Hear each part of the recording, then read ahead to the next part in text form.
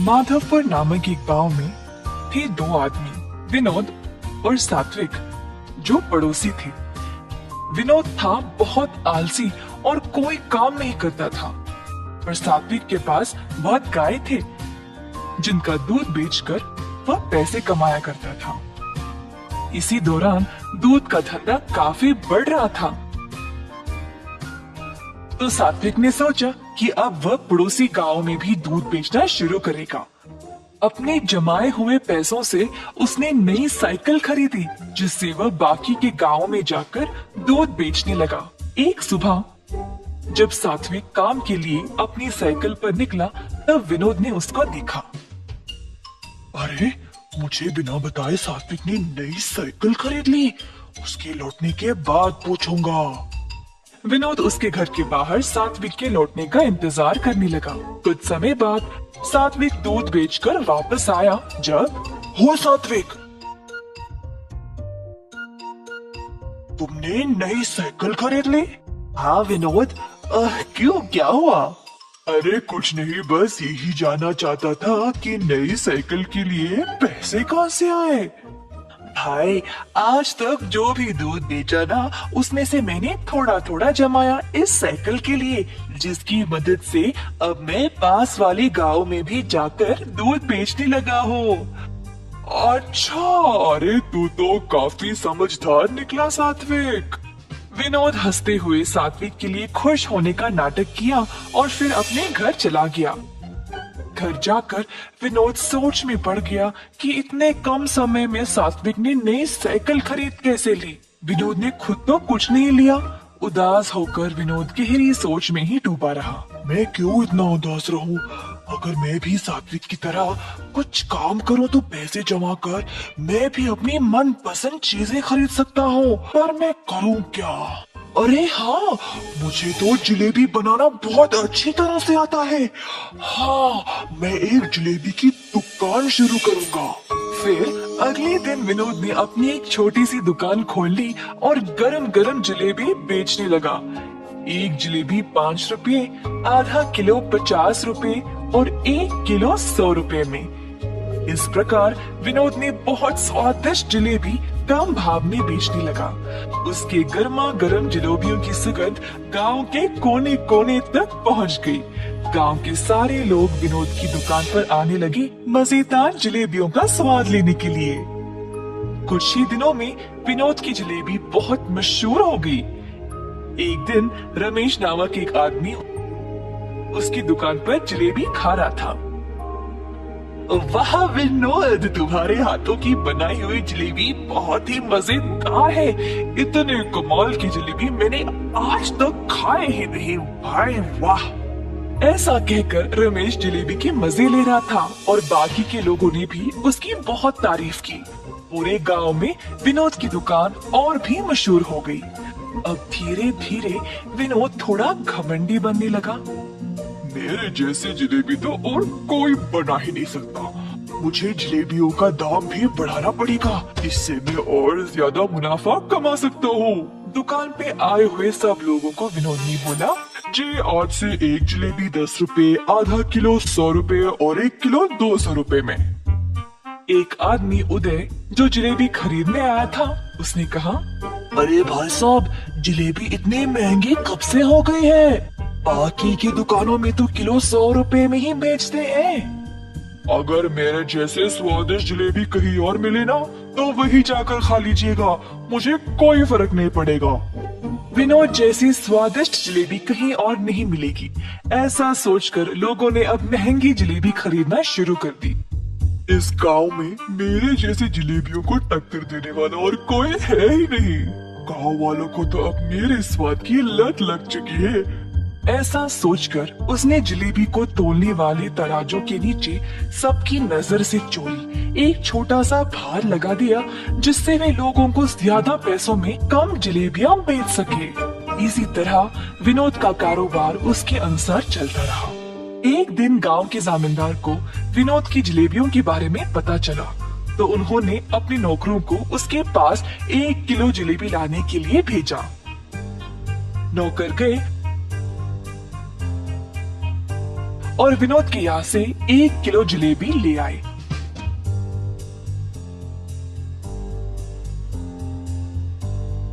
और जामिनदार जी को दे दिया। जामिनदार जी ने देखा कि जलेबियां तो 1 किलो से कम है। मैंने तो 1 किलो मंगवाया था, ये तो उससे कम है। मेरे आदेश का पालन क्यों नहीं किया? कहा जामिनदार जी ने गुस्से से। साहब जी, हमने तो दुकानदार को 1 किलो ही देने को बोला था और फिर उसने इतना ही दिया। हमारी कोई गलती नहीं है प्रभु। चलो हम इस जलेबी वाले के पास जाकर देखते हैं कि वह असल में कर क्या रहा है। दुकान के पास पहुंचने ही वाले थे जब जामिनदार जी ने एक भिखारी को उस जलेबी की दुकान की ओर जाते हुए देखा तो वह रुक गए और अपने नौकरों को भी रोक दिया। जामिनदार जी देखना चाहते थे कि दुकानदार उस भिखारी को किस तरह जलेबी बेचेगा। जामिनदार और उनके नौकर पास वाली दुकान के पास खड़े होकर नजारा देखने लगे। एक जलेबी कितने की है भाई साहब? एक जलेबी 10 रुपए है। भिखारी के पास थे सिर्फ 2 रुपए, तो उसने वो निकाला और बोला, बस एक जलेबी दे दो। विनोद ने कहा, 10 रुपए की एक जलेबी है, 2 रुपए भी नहीं मिलेगी। ये सुनकर भिखारी वहाँ से जाने ही वाला था जब विनोद ने उससे रोककर कहा, हो, तूने यहाँ पर खड़े होकर मेरी जलेबियों का सुगंध लिया है, उसके लिए वो 2 रुपए। हे भगवान, मेरे पास तो ये 2 रुपए ही है और तुम ये भी इतनी बेरहमी से मांग रहे हो, मैं नहीं दूंगा। इसी दौरान जामिनदार जी वहाँ पर पहुँचे और अपने पास रखे हुए पैसों का थैला भिखारी को दिया और कहा, तुम्हारे 2 रुपए के बदले में इस दुकानदार को तुम ये पैसे का थैला दे दो। अरे आप तो बड़े लोग हो साहब, आपको तो न्याय करना चाहिए। अगर आप इस दुकानदार को पैसे दे दोगे तो कैसे? मेरी बात मानो और दुकानदार को ये पैसे दे दो। भिखारी ने माना और पैसे विनोद को देने गया जब जामिनदार ने कहा, 1 मिनट रुको, इस थैले को पहले जोर से हिलाओ। भिखारी ने थैले को जोर से हिलाया तो थैले में से सिक्के छन छन करने लगी। पैसों की आवाज सुनाई दी क्या विनोद? सुनाई दी साहब। अगर ये बात है तो फिर भिखारी ने अपना भुगतान दे दिया है। क्या साहब, पैसे तो इसने दिए नहीं और आप बोल रहे हो कि दे दिए? पैसे की आवाज तुमने सुन ली ना, बिल्कुल उसी तरह जिस तरह भिखारी ने तुम्हारी जलेबियों की सुगंध सूंघ ली थी। तुम्हें तुम्हारी जलेबियों की सुगंध के पैसे इस थैले के पैसों की आवाज से ही मिल गई। तुरंत विनोद को अपनी गलती का एहसास हुआ और उसने जामिनदार जी से माफी मांगी। तुमने केवल यही गलती नहीं की, तुम्हारी जलेबियों का मूल्य बाकी की दुकानों से बहुत ही ज्यादा है और उसके ऊपर गलत तरीके से तोलकर तुम ज्यादा पैसों में कम जलेबियां बेचते हो। साहब जी, बस एक बार के लिए मेरी गलती को माफ कर दो, मैं ऐसी गलती दोबारा कभी नहीं करूंगा। तुमने आज तक बहुत गलतियां की है, तुम्हें तो इस गरीब को एक जलेबी भी देने का मन नहीं किया। अब मैं तुम्हें ये आदेश देता हूँ कि अभी इसी वक्त अपनी इस जलेबी की दुकान को बंद करो। ये बात सुनकर विनोद दास हो गया। जब उसी रास्ते सात्विक आया, विनोद की परिस्थिति देखकर सात्विक उसकी दुकान पर आया और बोला, जामिनदार साहब, मैं आपसे विनती करता हूँ, कृपया आप विनोद को इस बार माफ कर दें। सात्विक के अच्छे स्वभाव के बारे में जानते हुए इस बार तो सात्विक की बात सुनकर उसके अच्छे बर्ताव को ध्यान में रखते हुए मैं तुम्हें माफ कर देता हूँ विनोद। कम से कम अब से पूरा मन लगाकर मेहनत से और ईमानदारी से अपना काम करो। ऐसा कहते हुए जामिनदार जी वहाँ से चले गए। सात्विक और जामिनदार जी की बात सुनकर विनोद ने अच्छा नाम कमाने का ठान लिया। इस वजह से अब और भी लोग उसके पास जलेबी खाने आने लगे। अंत में विनोद खुशी खुशी से और सच्चाई से अपना जीवन बिताने लगा। एक लंबे समय पहले एक गांव में जगन और सरस्वती नामक पति पत्नी रहती थी। उनका ऋत्विक नामक एक होशियार बच्चा भी था। उनके खुद का एक होटल भी था।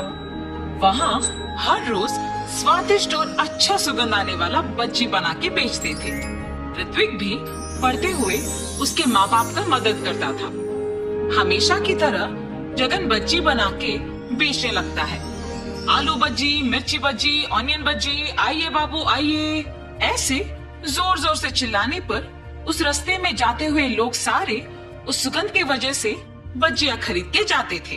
ऋतिक होटल में अपने माँ बाप की सहायता करने के बाद अपनी माँ को बता के कुछ बच्चियां अपने दोस्तों को खिलाने अपने साथ लेके खेलने चला जाता था। ऐसे उस दिन ऋत्विक हर रोज की तरह उसका काम खत्म करके होटल में से कुछ बच्चियां लेके अपनी माँ को बोल के निकल पड़ा। बच्चियां लेके जाने पर भी माँ इसीलिए कुछ नहीं कह रही है क्योंकि मैं उनकी मदद कर रहा हूँ। मैं भी सिर्फ इसीलिए उनकी मदद कर रहा हूँ। मेरे दोस्तों के लिए काम करना ही पड़ेगा। ऐसे सोच के बच्चियों को लेके अपने दोस्तों के पास जाता है। मैंने ये बच्चियां आप सबके लिए लाया है, लेके खाओ। ऋत्विक, हमें ये बच्चियां नहीं चाहिए। क्यों? बच्चियां क्यों नहीं चाहिए? तुम हर रोज बच्चियां के सिवा कुछ नहीं लाते हो। रोज रोज ये खा के अब हम पक गए। हाँ यार, अब से तुम बच्चियां लाना बंद करो और हमारे साथ खेलने भी मत आओ। ऐसे मत कहो, मैं तुम लोगों के लिए कुछ भी करूंगा। अच्छा, तो फिर तुम्हें हम सब के लिए आइसक्रीम खरीद के लाना होगा। मंजूर है? तुम लोगों को आइसक्रीम खरीदने के लिए मुझे बहुत पैसों की जरूरत है। मेरे पापा भी मुझे उतने पैसे नहीं देंगे। कुछ और पूछो, मैं करूंगा। तुम इसीलिए सोच रहे हो क्योंकि तुम्हें अपने पापा से पैसे पूछना पड़ेगा ना? हाँ, उनसे बिना पूछे पैसे लेने का मेरे पास एक उपाय है। अगर तुम पक्का करोगे तो ही बोलूंगा। तुम लोगों के लिए मैं कुछ भी करूंगा। क्या है वो उपाय? तुम्हारे होटल में खाने बहुत लोग आते हैं। उस समय में तुम्हारे माँ बाप काम में व्यस्त रहते हैं, तो तब तुम जितने पैसे चाहिए उतने पैसे लेके आ जाओ। किसी को तुम पे शक ही नहीं होगा। कोई ये भी नहीं जान पाएगा कि पैसे गायब भी हुए। हाँ, ये भी सच है। कल मैं पक्का तुम लोगों को आइसक्रीम खिलाऊंगा। ऐसे अपने दोस्तों को कह के खुशी खुशी घर चला जाता है। अगले दिन जब उसके माँ बाप काम में लगे हुए थे, ऋत्विक किसी को दिखे बिना चुपके से पैसे लेके अपने दोस्तों के पास चले जाता है। मैंने कहा था ना कि तुम सबको मैं आज आइसक्रीम खिलाऊंगा। चलो जाके खाएंगे। ऐसे वो उसके दोस्तों को लेके आइसक्रीम बेचने वाले के पास जाता है और सबको आइसक्रीम खिलाता है। कल क्या चाहिए बोलो, मैं खरीदूंगा। कल तुम जो कहो वही चाहिए हमें। ठीक है, कल मैं तुम लोगों को मेरा मनपसंद खाना खिलाऊंगा। ऐसे कहकर वो घर चला जाता है। रात में सोए बिना अपने दोस्तों के बारे में सोचते रहता है। कल मुझे अपने दोस्तों को कुछ अनपेक्षित खिलाना होगा। मतलब मुझे कल और पैसे लेके जाना होगा। ऐसे ऋत्विक अपने दोस्तों के कहा मान के हर रोज अपने माँ बाप को बताए बिना उनके मनपसंद चीजें खरीद के देता था। आखिर में ये उसका एक बुरी आदत बन चुका था। हर रोज की तरह जब एक दिन ऋत्विक उसके माँ बाप के काम करते वक्त पैसे लेने गया था, तो उसकी माँ उसे देखती है। ऋत्विक, यहाँ आओ। हाँ माँ, क्या हुआ? तुम वहाँ क्या कर रहे थे? मैं कुछ नहीं माँ। सच कहो, मैंने तुम्हें पैसे लेते हुए देखा। ऐसे बिना पूछे पैसे लेना गलत है। क्या तुम्हें नहीं पता? तुम अब पैसे भी चोरी करना सीख गए। माँ, मुझे माफ करो। मैंने अपने दोस्तों के लिए ये सब किया है। आइंदा ऐसे कभी नहीं करूंगा। पहली बार है इसलिए कुछ नहीं कह रही हूँ। आइंदा ऐसे करोगे तो चुप नहीं रहूंगी। जी माँ। लेकिन उसकी माँ ये सोच में पड़ के दुखी होती है कि उसके बेटे को ये बुरी आदत आया कैसे। उसकी माँ को जब ऋत्विक ने ऐसे देखा तो वो तुरंत बदल गया। अपने दोस्तों के पास जाना बंद कर दिया। हर रोज अच्छे से पढ़ के अपने माँ बाप की मदद करते हुए रहता था। ऐसे कुछ दिनों बाद अचानक पैसों की पेटी में पैसे नहीं दिख रहे थे। उसे उसकी माँ को ऋत्विक पे ही शक आता है और जो कुछ भी उससे पहले हुआ उसके पति को बताती है। तब जगन और सरस्वती दोनों ऋत्विक के पास जाके पूछते हैं, ऋत्विक, पैसों की पेटी में पैसे नहीं हैं, तुमने ही लिया है ना? माँ, जब से तुमने बोला तब से मैंने चोरी करना बंद ही कर दिया। मेरे दोस्तों के पास भी जाना बंद कर दिया। मुझे उन पैसों के बारे में कुछ नहीं पता।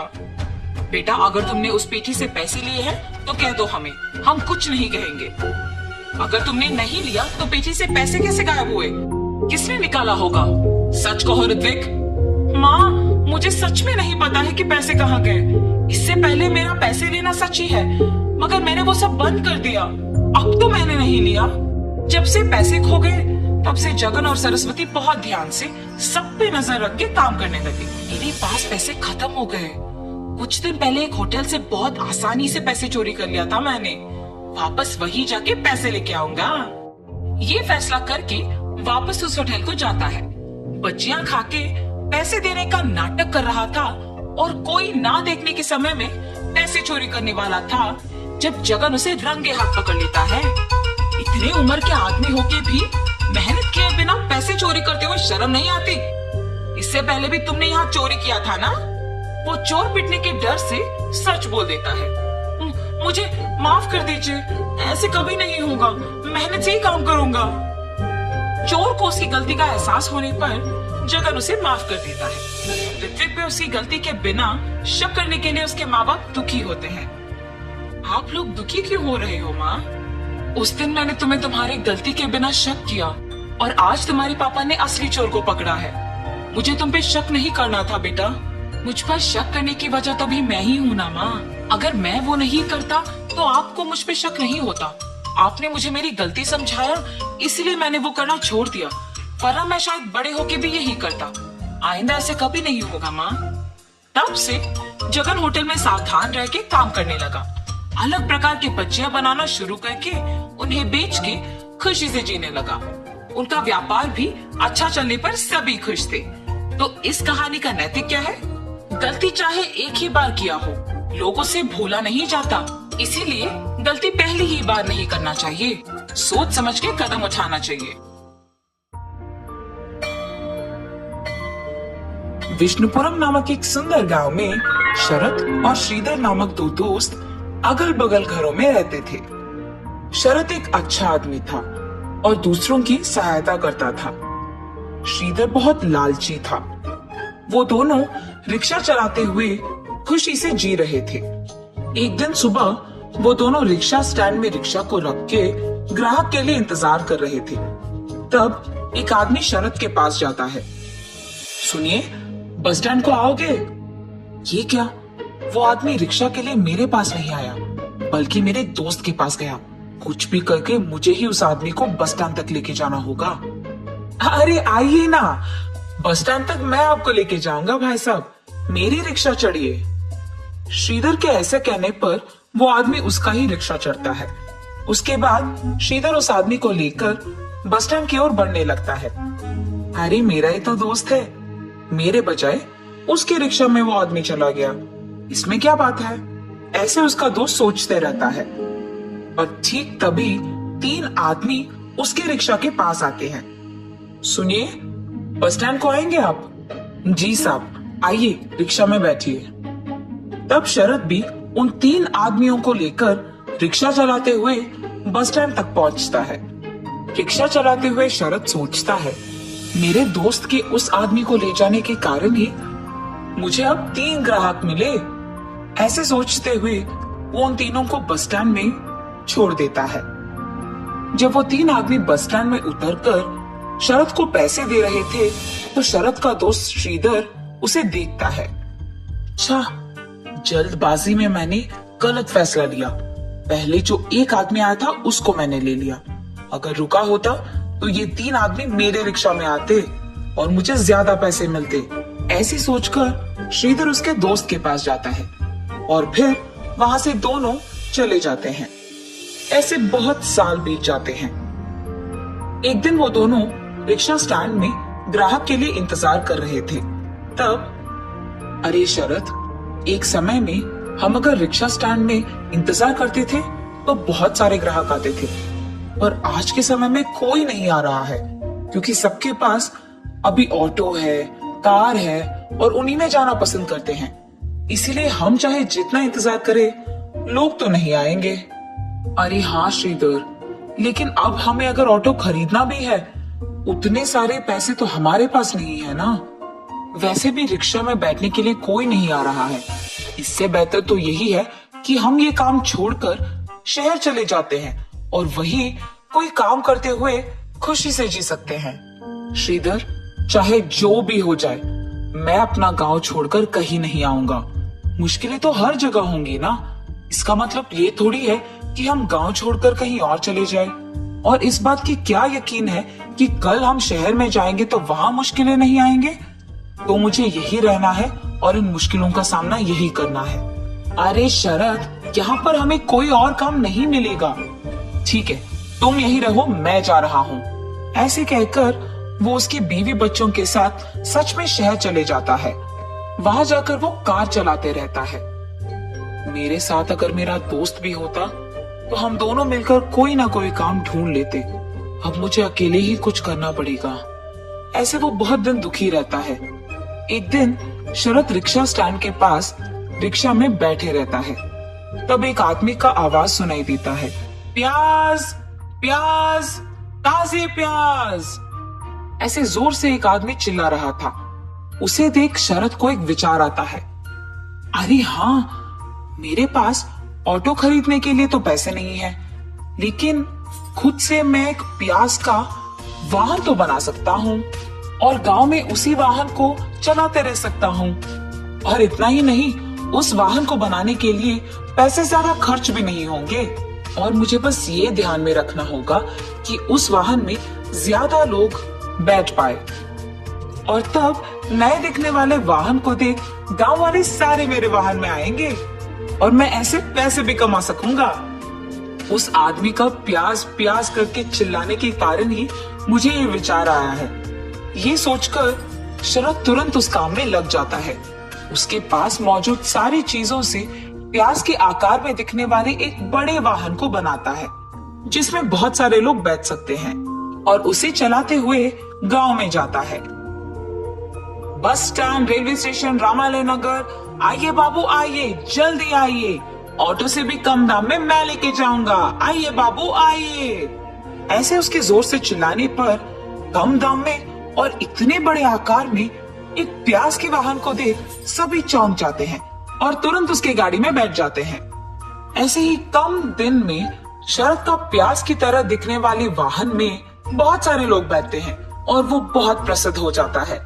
इतना कि कुछ ही दिनों में वो और थोड़े प्याज के वाहन बनाकर उनमें दूसरों को चलाने के लिए नौकरी भी देता है। ऐसे वो वाहन चलाते हुए बहुत खुश रहता है। तब एक दिन श्रीधर उसके पत्नी के साथ शहर से गांव आता है। गांव आते ही उसके दोस्त शरद के बारे में सबके मुंह से प्रशंसा सुनकर वो चौंक जाता है। यहाँ मैं हूँ जो शहर जाकर कार चलाते हुए आए हुए पैसे कम पड़ जाने के कारण कर्ज लेकर दुख में जी रहा हूँ, और मेरा दोस्त यहाँ इसी गांव में इतना प्रसिद्ध गाड़ी चलाते हुए इतनी प्रशंसा पाते हुए खुश है। अगर मैं भी इसके साथ यही रहता तो शायद मैं भी वो प्रसिद्ध गाड़ी चलाता और खुश रहता। अरे हाँ, मेरे दोस्त को वैसे भी मुझ पे बहुत भरोसा है, तो मैं एक काम करूंगा, उसे मैं अपने साथ शहर ले जाऊंगा, फिर उसके सारे वाहन को मैं ले लूंगा और उसे वहां छोड़कर मैं दूर भाग जाऊंगा। तब उन सारे वाहन को बेचकर आए हुए पैसों से मैं अपना कर्ज चुका पाऊंगा और खुश रह पाऊंगा। लेकिन मेरा दोस्त तो मेरे कहने के बावजूद अपना गांव छोड़कर नहीं आएगा। हाँ, मैं अपनी बीवी को उसकी बीवी से बात करने के लिए कहूंगा, तब तो उसे आना ही पड़ेगा। ये सोचकर श्रीधर उसके बीवी के पास जाता है। नर्मदा, तुम मेरे दोस्त की पत्नी के पास जाकर उससे बात करो और उसे मनाओ कि हमें शहर जाना होगा, और ऐसे वो जो कुछ भी सोचता है उसकी बीवी को बताता है। ठीक है जी, मैं वही करूंगी। ये कह के नर्मदा शरद की बीवी के पास जाती है। अरे भाभी, आप भी मेरे साथ शहर आ जाइएगा। वहाँ अगर आप ये प्याज की वाहन चलाएंगे ना तो बहुत सारा पैसा मिलेगा। हाँ, और उतना ही नहीं, यहाँ से वहाँ रहने में भी दुगना अच्छा होगा। हाँ, मेरे पति भी वहाँ कार चलाते हुए बहुत सारे पैसे कमा रहे हैं। आपके पास तो पहले से ही बहुत वाहन है, वहाँ आएंगे तो और भी पैसे कमा पाएंगे। जी भाभी, ये तो अच्छा विचार है, जरूर हम सब आपके साथ शहर आएंगे। ये कहके वो उसके पति शरद के पास जाकर, सुनिए, हम भी आपके दोस्त के साथ शहर जाएंगे ना जी। वहाँ यहाँ से दुगना अच्छा होगा और दुगने पैसे भी मिलेंगे, पता है आपको। अच्छा, तो तुम ही चले जाओ। मैंने पहले भी कहा है, मुझे ये गांव छोड़कर कहीं नहीं जाना है, यही मेरा घर है। उसके पति के ऐसे कहने पर इसी बात को कहने वो नर्मदा के पास जाती है। वहां पहुंचते ही पति पत्नी को कुछ बात करते हुए सुनकर वो दरवाजे के पास ही रुक जाती है। नर्मदा, क्या तुमने मेरे दोस्त की बीवी से बात किया है? कुछ भी करके उन्हें हमारे साथ शहर ले जाना ही होगा। अरे हाँ जी, उसने तो मेरी बातों पे यकीन कर लिया है। वो दोनों पक्का आएंगे शहर। तब हम उनके पास मौजूद सारे वाहन को बेचकर हमारे कर्ज चुकाएंगे और हम खुश रह पाएंगे। दरवाजे के पास खड़े हुए शरद की बीवी ये सब सुन लेती है और भागते हुए उसके पति के पास जाती है। सुनिए, हम शहर नहीं जाएंगे, ये सब आपके दोस्त का चाल है। और ऐसे उसने जो कुछ भी सुना अपने पति को बताती है। क्या मेरा दोस्त कर्जों में फंसा है, इसलिए वो ऐसा है? कुछ भी करके मेरे पास मौजूद वाहन को बेचकर भी उसका कर्ज चुकाना होगा। क्या एक तरफ आपका दोस्त आप पे जाल बिछा रहा है, आपको धोखा दे रहा है, और आप सोच रहे हैं कि आप उसकी मदद करेंगे? ये क्या है जी? वो चाहे अच्छा हो या बुरा हो, वो मेरा दोस्त है और वो अभी कष्टों में है, तो मुझे उसे बचाना होगा और मुझे उसकी सहायता करना होगा। ये कह के वो वहां से उसके दोस्त के पास चले जाता है। श्रीधर, मुझे नहीं पता था कि तुम यहाँ आए हो, वरना मैं तुम्हारे पास आ जाता। और अगर मुझे पहले ही पता होता कि शहर में तुम्हारी इतनी मुश्किलें हैं, तो मैं तुम्हारी मदद कर देता। इसके लिए मुझे धोखा देने की कोई जरूरत नहीं। मैं खुद एक वाहन बेचकर तुम्हें वो पैसे दे दूंगा और तुम अपना कर्ज चुका सकते हो। उसके बाद तुम भी यहाँ मेरे साथ रह जाओ। हम दोनों ये गाड़ी चलाते हुए खुश रह पाएंगे। ऐसे वो अपनी बीवी की बातें श्रीधर को बताता है। शरद, मैं तुम्हें धोखा देना चाहता था, ये जानकर भी तुम मेरी मदद करने यहाँ आए। मुझे अपने आप पे घिन आ रही है और मुझे अब अपनी गलती का एहसास हुआ है। तुम एक अच्छा इंसान हो और उससे बेहतर दोस्त हो मेरे। अब से मैं तुम्हारे साथ ही रहूंगा और आइंदा ये गलती नहीं करूंगा। तुम्हें अपनी गलती का एहसास हो गया ना, और तुम मेरे साथ रहना चाहते हो। बस यही चाहता था मैं। अब मुझे बहुत खुशी है। हम दोनों को हमेशा ऐसे ही रहना है। तब से वो दोनों दोस्त साथ में रहते हुए उसी गांव में प्याज का वाहन चलाते हुए बहुत खुश रहते हैं।